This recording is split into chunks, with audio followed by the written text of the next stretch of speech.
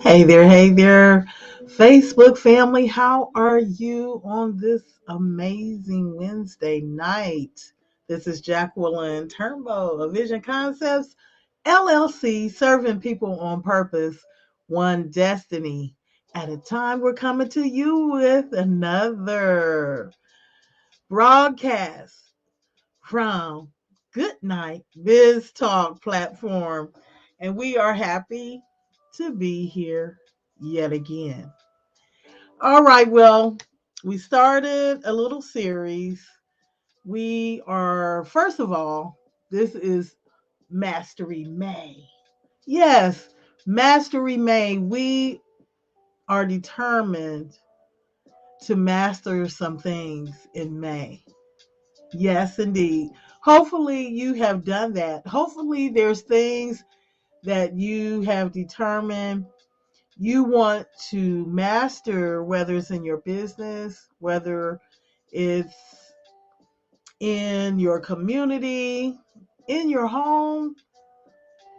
It's time to really hone in on the leadership skills that we have. We have them. You say that, well, I've always heard that leaders are made. Yeah, you can make a leader. Yeah. But innately, we have been given the ability, capability, gifts, and talents that will allow us to lead effectively, because there's something that we were created. You know, I say that all the time. We were specifically designed and created for. And in that, we can truly tap into our leadership abilities. So there's some truth to leaders are made because of our experiences, the challenges that we face, opportunities that we take on can cause us to develop, to hone skills that can help us to be effective leaders. But truly, if we really look back on our experiences, we can see the times that we had to step up. And when we did that with confidence, and we did that knowing something that we really desired to do, we had a passion for, or we just truly believed it's the right thing to do, in some way, shape, or form, you are showing leadership abilities. So whether you take that and develop it so you can be an effective leader, is your choice. It's a choice. Because we all know many of us have faced some leaders that really, they feel that they're self-sufficient and they don't need a team, and what they say goes, is their way or the highway. We've all at some point met someone that could be possibly just be overzealous, and or better yet, they have the wrong perspective of what leadership is. So, okay, we can just go on and on and on about that, but we are going to continue the conversation of motivate with intention. So stay tuned. We will be right back. Share this out with your family, friends, and followers, even though you may be watching the replay. But yet again, just share this out because this may encourage someone. And we'll be back to finish the discussion.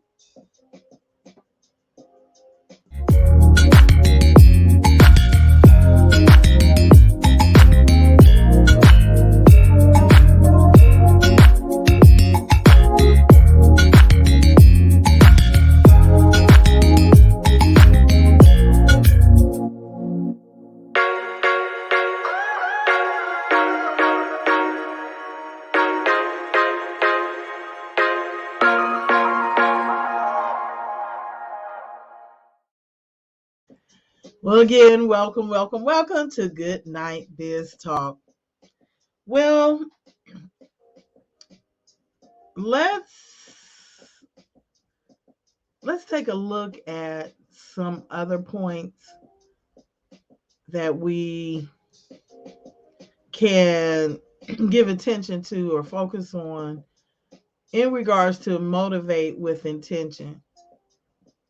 I say that came to me when I decided to do this little mini series and talk about leadership. It says a lot when a person that is a leader wants to lead not only effectively, but they truly have their team at heart and they want to do right by their team. And they want to just constantly, just keep them motivated. Well, you want to motivate with intention. Don't just randomly put things out there and, you know, have a guesswork at it. Determine who your team, you have to know who your team will be or who your team are, and just really understand where they are, each individual that you have on your team. Have a great understanding where their skill sets lie, their strengths, their weaknesses. And if you do that, you can be intentional as to how you motivate them. Okay, so let's take a look at fostering the healthy work life balance. So, granted, there's times in our business or our platform where excuse me, an itchy throat, where we have a hectic schedule and we have to meet deadlines, and it may cause us to put in a lot of hours. So I know before a few weeks ago we talked about excuse me, leading by example. And we have to lead by example. So in doing that, if we're constantly working many hours and not taking time to just regroup, readjust, so we can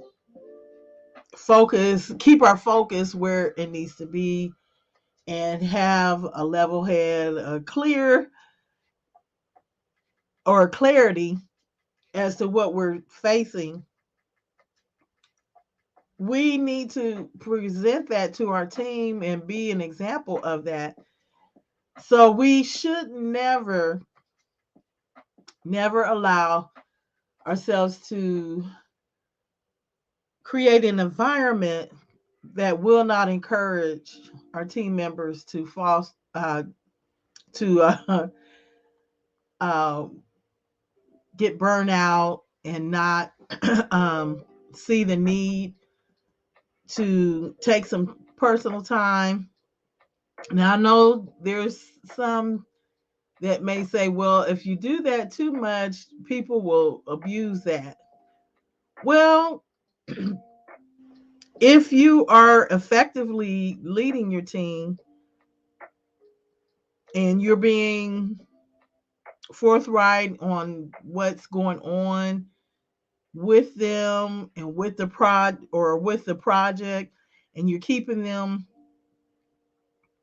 in the loop and you're adding value to them and allowing them to show their skills and so forth, just say have a healthy relationship with them, then they will think twice in abusing the system.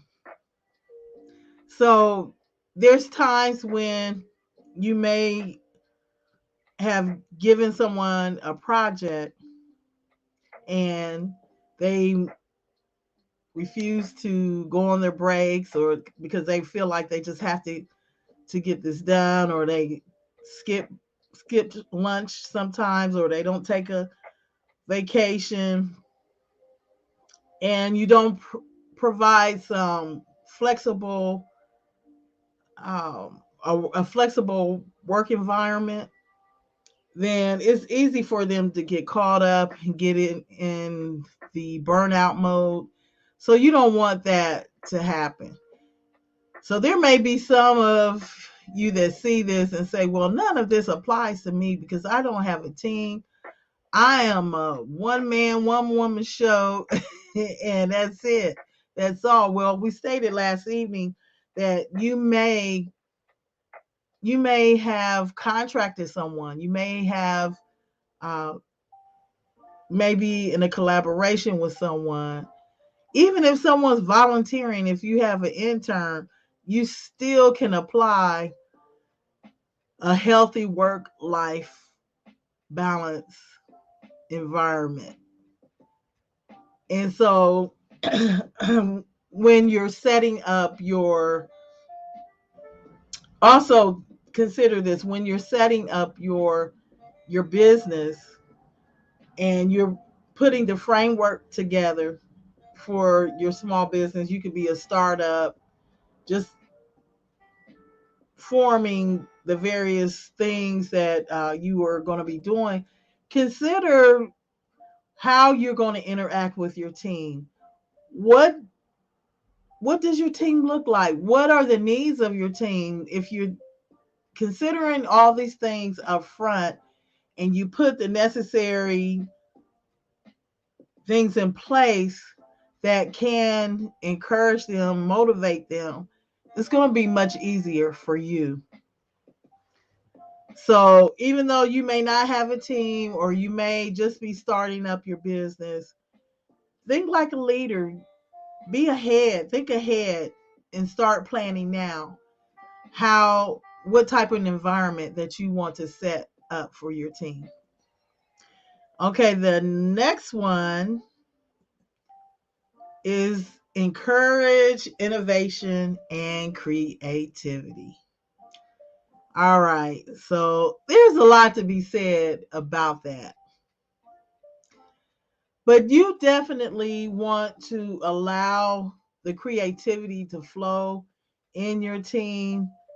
Granted, you have a specific vision how you want to see things happen, even if, again, it could be a contractor, someone that's not a permanent associate of yours, but they're still considered your team. If they're working on a project for you, that's your team.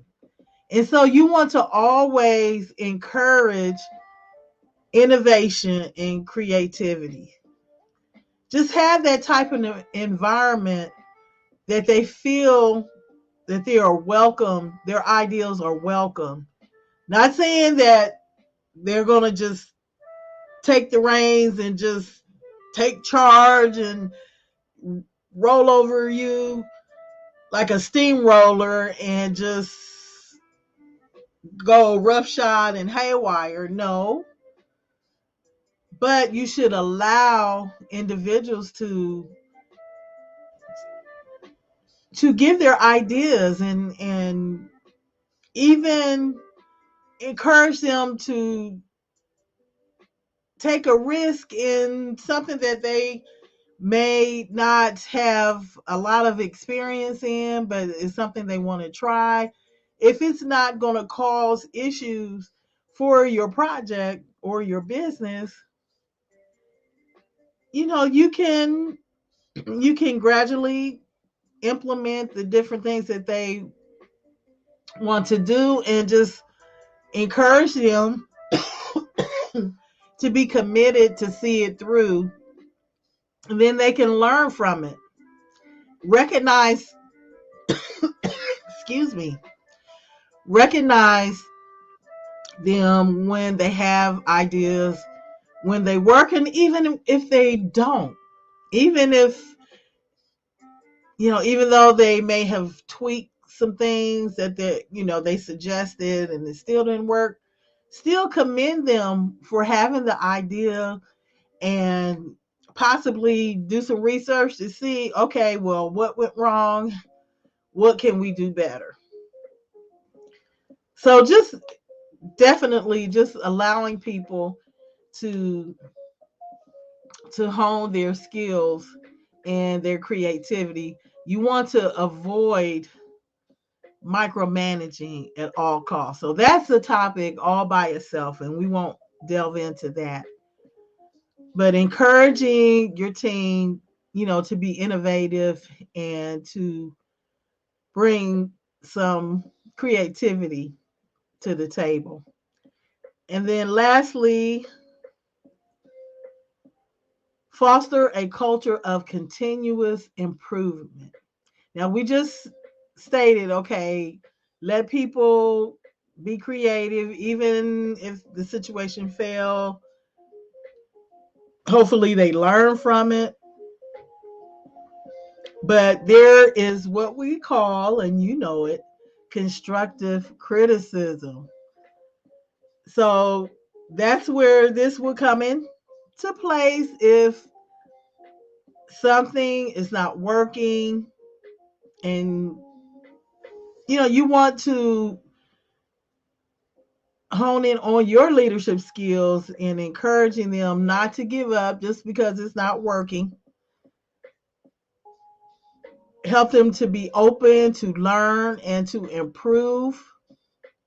It's okay to experiment again, so you just have to keep a watch and make sure that things won't go awry, but you don't have to just hover over them and again micromanage.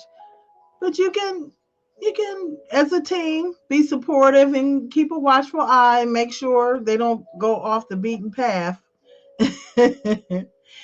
But encourage them to learn from their failures. We like to say foster the ability to implement and learn. So when you fail, that's not always a bad thing because you can learn from your mistakes. And it may possibly be an opportunity to enhance whatever it is that your original ideal, you can come up with something even greater than what you started out with. So just always, last evening we talked about having the resources so people can excel, sell as in flying high, and excel in whatever it is that they're working on. And you always want to have some professional development in place, and we talked about that briefly as well. So that's all we have on tonight. So again, for those that maybe just joining or catching the replay, we are continuing the conversation of motivate with intention in terms of leadership and having a team. Even though you may say, I don't have a team. There's several scenarios. You can maybe not have a full-time associate or person on staff, but you may have someone contracted to do some work for you, or you may be in a collaboration, or you may just be starting up a business. But these are things that you really need to consider because eventually you will need a team. So what is your team going to look like? What is the environment? How intentional are you going to be in setting up your team and the environment that you want to provide? All right. So, all this talk about leadership, we just want to present a wonderful opportunity that talks about leadership. It's all about making connections and building on our leadership skills and just really a weekend of learning and relaxation. And that would be the Matrix of Leadership Conference 2023, October the 12th through the 14th of this year, 2023. So you want to consider that. Just consider being amongst leaders that have taken risks, have decided to move forward in their vision. It's always good to glean from people that are maybe already doing what you would like to do, or something similar that can really encourage you. Or even you may say, well, I'm pretty established, but we can always enhance our leadership skills. And it could be a sense of motivation. Just consider this as intentional motivation with intentional motivation, vice versa. So if you want to know more about it, just go to worthbeingology.com, MO/MOLC23LP. And hopefully you will register. You will invest in you. All right.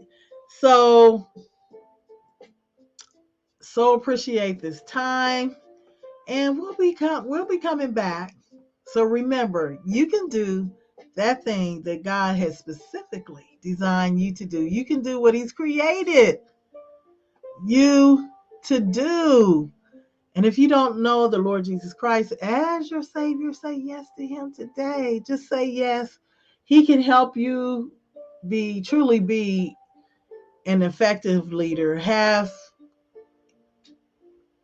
or provide motivation intentionally. He knows the plan and purpose that He has for you. So just open up your heart and say yes. All right. So that's all we have for this evening. And just stay tuned. We'll be coming to you more with motivation with intention. So blessings to you. God says the same. We'll be back. All right. So always remember to live on purpose. Hopefully, your divine purpose and destiny. We'll talk with you soon.